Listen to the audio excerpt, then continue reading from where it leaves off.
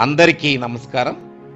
English నేర్చుకోవడానికి పూర్వం నుండి మనము మన పెద్దలు గ్రామర్ నేర్చుకోవడం ద్వారా ప్రారంభించాం.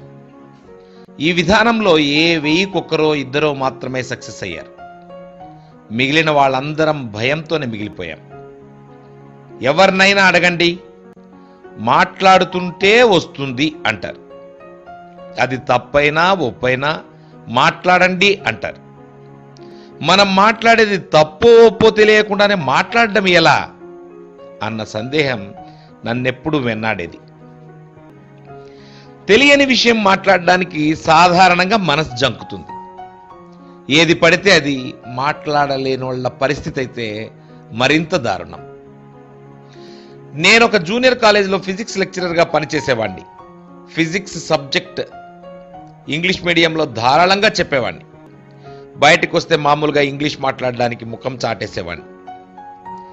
అక్కడ క్లాస్లో చెప్పిందేమో ఆల్రెడీ ప్రిపేర్డ్ ఇంగ్లీష్ కంటెంట్, ప్రతి సంవత్సరము అదే వస్తుంటుంది, దంచేస్తుంటాం. సందర్భం వచ్చి మనం వేరే వాక్యాలు మాట్లాడవలసి వచ్చినప్పుడు ముఖం చాటేస్తున్నాం. ఏంటి అని ఆలోచించాను. స్టూడెంట్గా నేను చదువుకునే రోజుల్లో కూడా అన్ని సబ్జెక్టులలో కూడా మంచి విద్యార్థినే. కానీ ఇంగ్లీష్ మాట్లాడే దగ్గరికి వచ్చేసరికి ఎక్కడో తెలియని సంకోచం, లేదంటే అది భయం అని చెప్పవచ్చునేమో. సరే, ఇతరుల పరిస్థితి ఏంటో గమనిద్దామనిపించింది. చాలా మంది ఇంటలెక్చువల్స్తో మాట్లాడితే మేం మాట్లాడేదంతా కరెక్టు అని ఘంటాపదంగా చెప్పగలిగే వాళ్ళ సంఖ్య వేలల్లో ఒకరుంటారేమో అనిపించింది. ఈవెన్ కొంతమంది ఇంగ్లీష్ లెక్చరర్స్ను కూడా అడిగాను. నాకు గ్రామర్ మీద పట్టుంది కానీ అంత స్పీడ్గా మాట్లాడలేనన్నా అనేవాళ్ళు.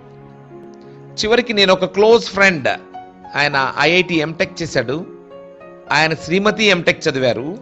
వాళ్ళిద్దరూ 12 ఏళ్ళు లండన్లో పనిచేసి వచ్చిన తర్వాత వాళ్ళేమైనా మార్గం చెప్తారేమో అని అడిగాను.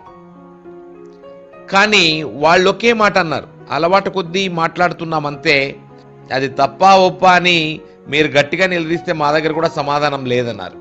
అప్పుడు నాకు అర్థమైంది, ఇంగ్లీష్ పై పూర్తి నమ్మకంతో మాట్లాడే వారి సంఖ్య బహుస్వల్పం అని.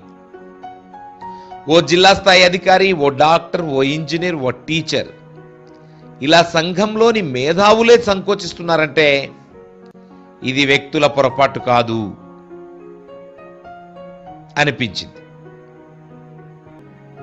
నేర్చుకోవడం అనే విధానంలో ఎక్కడో లోపం ఉంది అని దానిపై దాదాపు 5 సంవత్సరాల పాటు కఠోరంగా శ్రమించి మనం రోజు పలికే కౌ, డాగ్, మదర్, ఫాదర్ వంటి పదాలతోనే ఎంతో కరెక్ట్గా మాట్లాడుతున్నామన్న ఆత్మస్థైర్యంతో ప్రతి వారి చేత మాట్లాడించాలన్న దృఢ సంకల్పంతో మీ ముందుకు రాబోతున్నాం. అందుకే మీరెవ్వళ్లతోనూ తెలియక ముందు మాట్లాడాల్సిన అవసరం లేకుండానే మీ నోటి గుండా ధారాళంగా మీలో మీరే మననం చేసుకునే అతి సులభమైన టెక్నిక్ నా మనసులో మెదిలించిన ఆ 7 కొండల వెంకటేశ్వర స్వామి పాదార విందాలకు ఈ టెక్నిక్ సమర్పించుకుంటూ